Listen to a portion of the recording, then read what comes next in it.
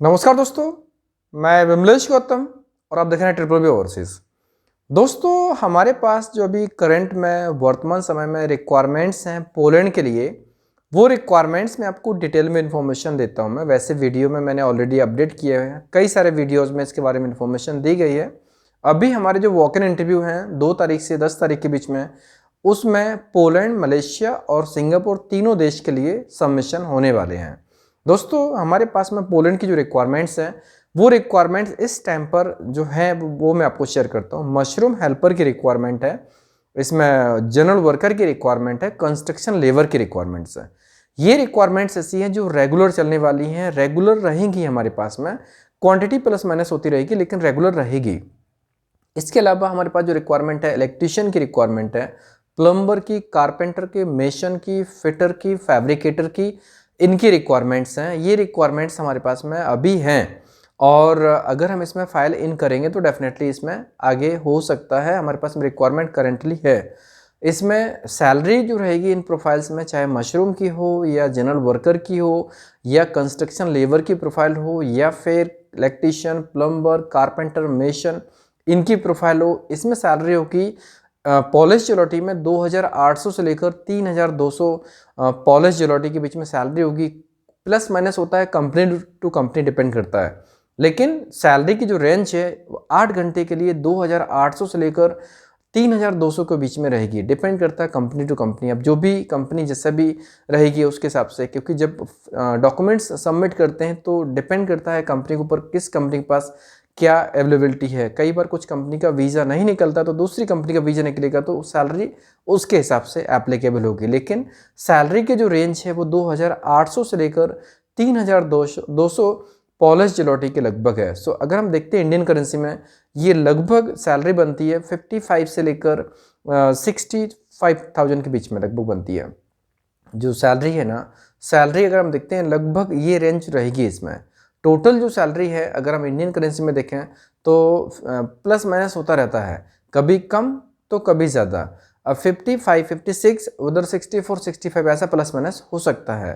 दोस्तों, ये रिक्वायरमेंट अभी हमारे पास में करंटली है। इसमें क्राइटेरिया की बात करें तो अगर जो वर्कर प्रोफाइल्स में जाने वाले हैं उनकी जो एज लिमिट होगी, एज लिमिट रहेगी 20 साल मिनिमम होना चाहिए और मैक्सिमम एज होना चाहिए 38 साल। कभी कभी एक्सपीरियंस लोगों को 38 या 39, 39, 40 तक भी ले सकते हैं। कुछ प्रोफाइल्स में 43, 44 भी ले सकते हैं। लेकिन जो कंपनी की तरफ से एक्चुअली प्रायोरिटी वाइज प्रेफरेंस दी जाती है, वो प्रेफरेंस 20 साल से लेकर 38 साल के बीच में दी जाती है। अब इसके अलावा जो दूसरी जो सैलरी है ना, 8 घंटे की सैलरी, इसके अलावा जो भी एडिशनल वर्क होगा, ओवर टाइम होगा, उसका पे आउट अलग से मिलेगा वहाँ के लेबर लॉ के हिसाब से।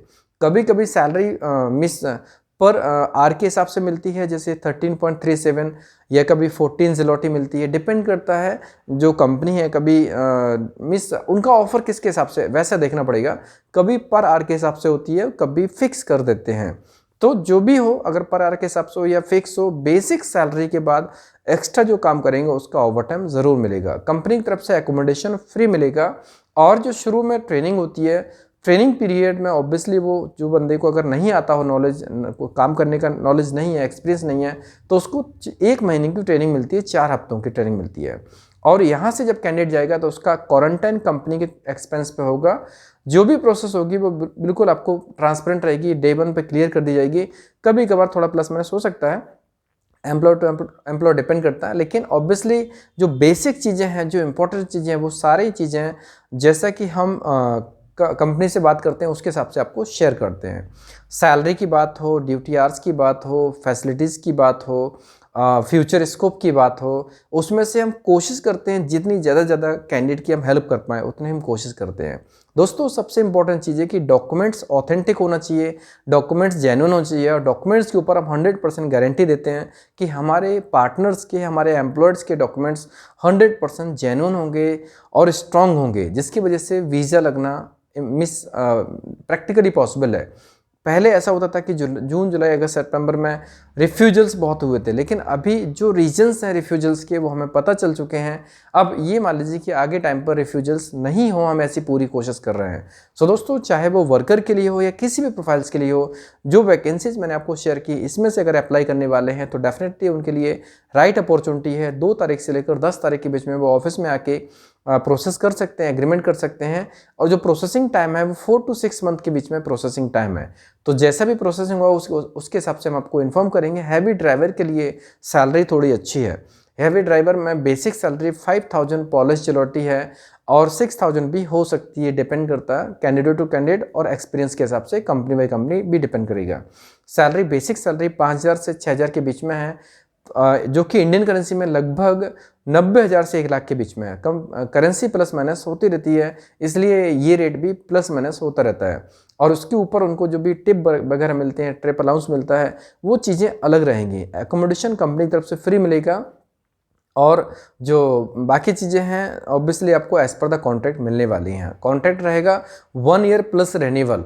अब 1 ईयर प्लस रिन्यूअल इस सभी प्रोफाइल्स में है, जितनी प्रोफाइल्स मैंने शेयर की हैं, चाहे वो मशरूम हेल्पर के लिए हो, वर्कर के लिए हो, जनरल हेल्पर के लिए हो, कंस्ट्रक्शन वर्कर के लिए हो, या फिर मैशन, कारपेंटर, फिटर, जो भी प्रोफाइल्स टेक्निकल ट्रेड वाली प्रोफाइल्स हैं, प्लम्बर, इसका फोल्डर, इन सभी प्रोफाइल्स में जो लोग भी हैं उनके लिए भी मीन्स ये मान लीजिए कि जो कॉन्ट्रैक्ट है वो 1 ईयर प्लस रिन्यूअल होगा।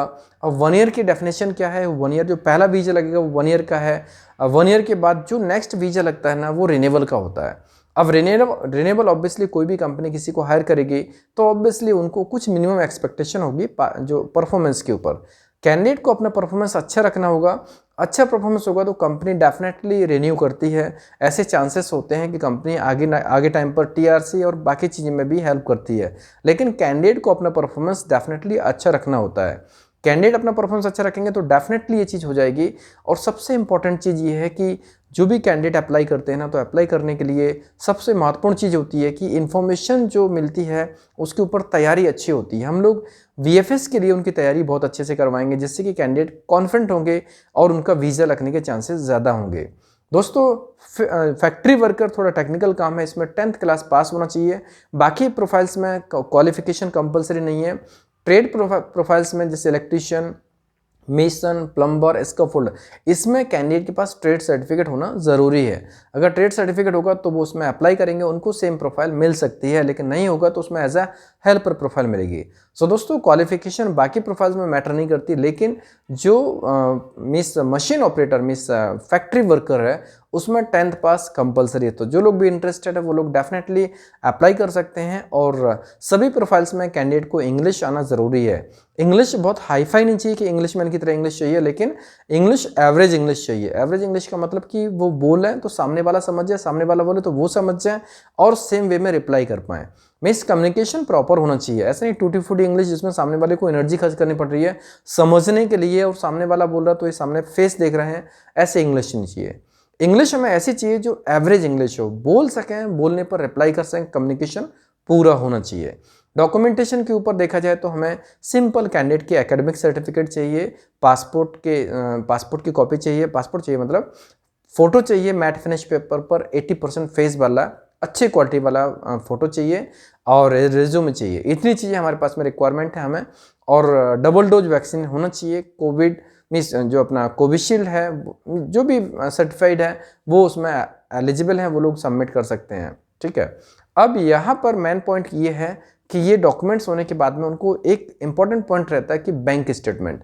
जो बैंक स्टेटमेंट को मेंटेन कर सकते हैं 4 लाख से लेकर 6 लाख के बीच में, वो लोग इसमें अप्लाई कर सकते हैं। सबसे इंपॉर्टेंट चीज़ है बैंक स्टेटमेंट, क्योंकि बैंक स्टेटमेंट के ऊपर रिफ्यूजल्स ज़्यादा आते हैं। सो दोस्तों, अभी जो लोग भी इन प्रोफाइल्स में इंटरेस्टेड हैं वो लोग इसमें अप्लाई कर सकते हैं। क्राइटेरिया मैं एक बार दोबारा बताता हूँ मैं। एज लिमिट 20 साल से लेकर 38 साल के बीच में होना चाहिए, और ये कुछ केसों में 43-44 भी हो सकती है। मेडिकली फिट होना चाहिए, फिजिकली फिट होना चाहिए।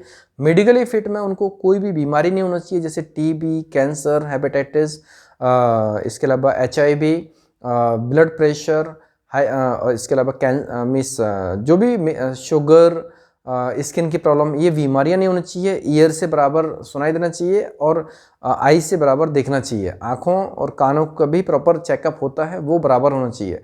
सो दोस्तों ये जो रिक्वायरमेंट है इसमें खास तौर से टीबी लाइफ में कभी नहीं होना चाहिए। टीबी होती है तो उसका स्पॉट एक्सरे में आता है। मेडिकली फिट होना चाहिए।